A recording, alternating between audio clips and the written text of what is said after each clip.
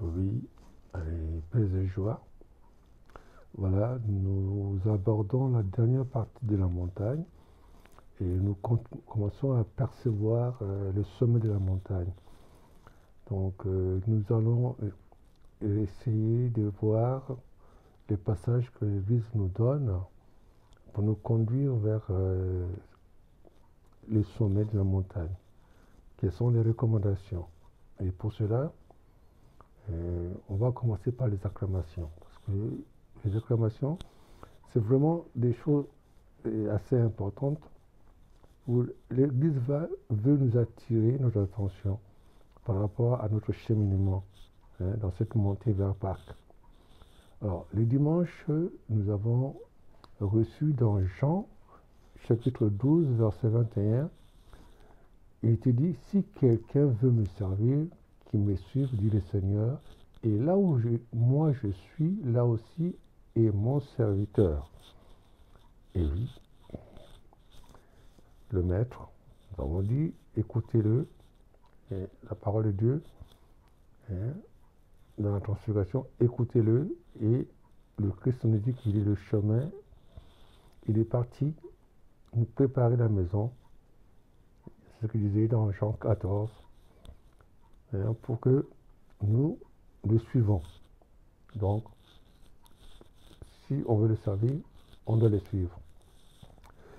Le lundi 22, alors là encore l'Église nous reprend pour nous convertir. Je vous rappelle encore, dans Ézéchiel 33, verset 11, il dit, « Je ne prends pas plaisir à la mort du méchant, dit le Seigneur, qui se détourne de sa conduite et qu'il vive. Convertissez-vous, revenez de votre voie mauvaise. Pourquoi mourir, maison d'Israël ?» Alors le Seigneur nous supplie, nous demande pourquoi mourir, revenez vers moi, car je suis tendre et miséricordieux. Donc d'ailleurs, ici c'est Ézéchiel 33, verset 11, et nous avons déjà vu la même chose dans Ézéchiel 18, verset 31-32. Le mardi, il nous est dit, le Fils de l'homme, élevé sur la croix, tu attires à toi tous les hommes. Jean chapitre 12, verset 32 et verset 34. Et comme Moïse et comme le serpent, le rein qui a été construit pour que si quelqu'un était mordu, qu'il regarde le serpent et qu'il aura la vie. Et le Fils de l'homme est venu pour nous sauver. Et c'est sous la croix. Et c'est sous la croix qu'il nous a réconciliés avec le Père. Et ça, c'est la première fonction de Jésus. Jésus sauveur. Rappelez-vous dans Jean 15, la première épître de Jean, chapitre 3, verset 8, il est dit, c'est pour détruire les œuvres du mauvais que le Fils de l'homme est apparu. Et s'il détruit les œuvres du mauvais, le mauvais qui nous a séparés du Père, il nous réconcilie avec le Père.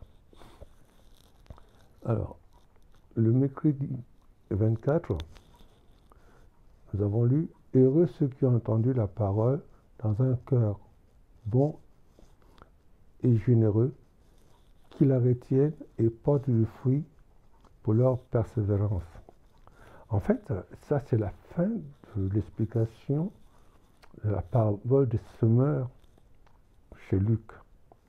Donc c'est Luc chapitre 8, verset 15. Souvenez-vous qu'il y a 4 situations. La graine qui tombe dehors, qui est bouffée, ça ne porte pas de fruits. Un terrain qui n'est pas bien préparé, qui ne porte pas de fruits. Un terrain plus ou moins préparé, mais il y a des livrets, parce qu'on se laisse tenter par les malins. Et puis, la dernière partie, un cœur préparé pour recevoir la parole de Dieu. Un cœur qui est fidèle à la parole de Dieu. Heureux ceux qui ont entendu la parole dans un cœur bon et généreux, qui la retiennent, qui la retiennent. Que le cœur est la demeure du Seigneur, qui accueille Jésus. Cela porte beaucoup de fruits. Et le jeudi, en fait, qui était l'Annonciation, il nous a dit, le Verbe s'est fait chair, il a habité par nous et nous avons vu sa gloire. Jean 1, chapitre 1er, verset 14, A et B. Le vendredi,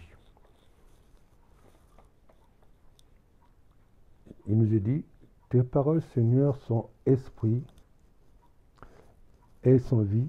Tu as les paroles de la vie éternelle. Celui qui écoute la parole a la vie. Et mon frère et ma mère. Et celui-là, là où je suis, il sera là. Il sera mon témoin. Il va avec moi. Le samedi, en fait, le samedi justement, tout à l'heure nous avons vu, c'était Ézéchiel 33, verset 11.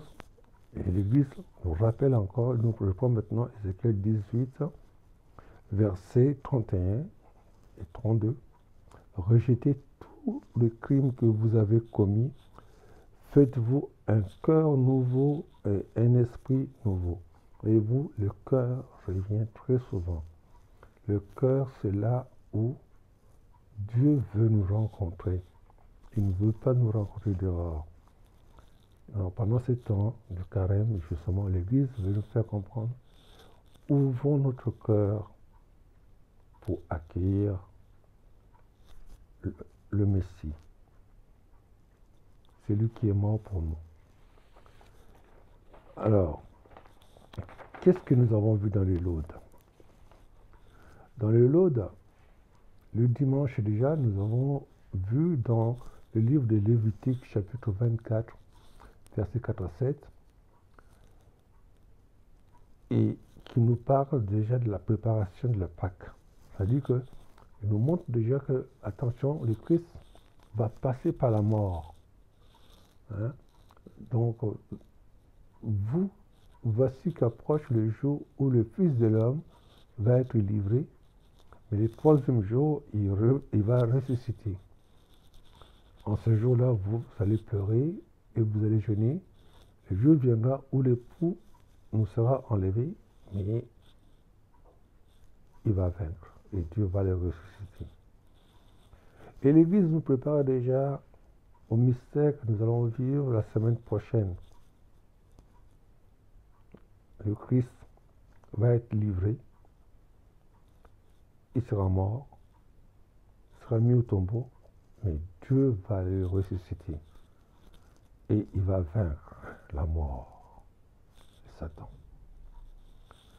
Et d'ailleurs, le lundi, par Jérémie, chapitre 11, versets 19 à 20, il nous dit « Moi, j'étais comme un agneau docile qu'on a mené à l'abattoir. » C'est bien le Christ. D'ailleurs, on va retrouver ça dans les 3 chants du serviteur.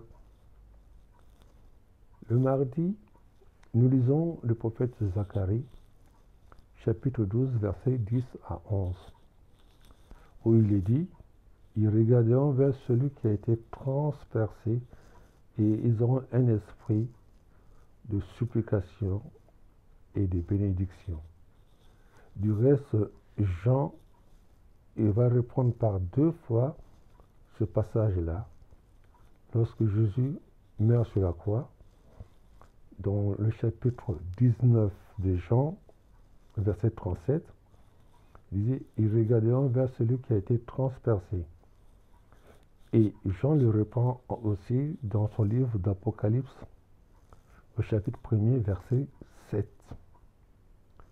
Ils regarderont vers celui qui a été transpercé, et c'est le Christ qui a été transpercé.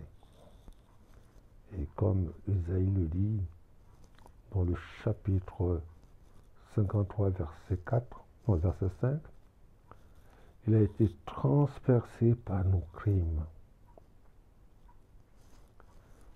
Le mercredi, nous avons Isaïe 50, versets 5 à 7. Nous avons le troisième chant du serviteur. Et maintenant, on commence à nous parler de plus en plus du chant du serviteur, qui a été docile. Il a été conduit à l'abattoir pour les hommes, pour chacun d'entre nous. Et le jeudi,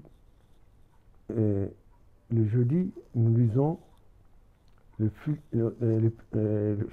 chapitre 2 de Philippiens, versets 6 à 7. Souvenons-nous que déjà, dans Philippiens, verset 5, il dit « Ayez entre vous le même sentiment qui sont dans le Christ Jésus. » Et puis les 6 à 7, il dit « Lui, de condition divine, n'a pas retenu le rang qui faisait de lui de Dieu, et il s'est humilié, il a pris la condition humaine pour mourir sur une croix. Il est mort par obéissance. Ouais. Par obéissance, il nous réconcilie avec le Père, alors que nous étions séparés du Père par la désobéissance d'Adam et Ève. Et lui, par obéissance, par sa mort sur la croix, il va nous réconcilier avec le Père. Et le vendredi, nous lisons Isaïe 52, versets 13 à 15. Ça, c'est la première partie du quatrième chant du serviteur, qui se prolonge jusqu'à chapitre 53, versets 1 à 15, je crois. Et la première partie, c'est Isaïe 52, 13 à 15. Il y en a 4 chants des serviteurs. On trouve Isaïe 42, Isaïe 49, Isaïe 50 et puis Isaïe 52 et 53. Les 4 chants du serviteur, c'est Jésus. Dieu l'a donné pour que nous ayons la vie. Et souvenons-nous que lorsque l'ange Gabriel vient voir Joseph, il dit, c'est lui qui va porter les péchés de son peuple. C'est Dieu qui va venir sauver lui-même. Son nom, Jésus, Yeshua, c'est-à-dire Dieu sauve. Et le samedi, nous avons vu Isaïe 65, verset 1b à 3a, qui nous parle toujours de Dieu qui veut restaurer son peuple. Voilà, pour les acclamations et les laudes. Et nous allons continuer en parlant par la suite dans notre vidéo des vêpres, de la première lecture et puis de l'évangile. Que Dieu nous bénisse. Amen. À bientôt.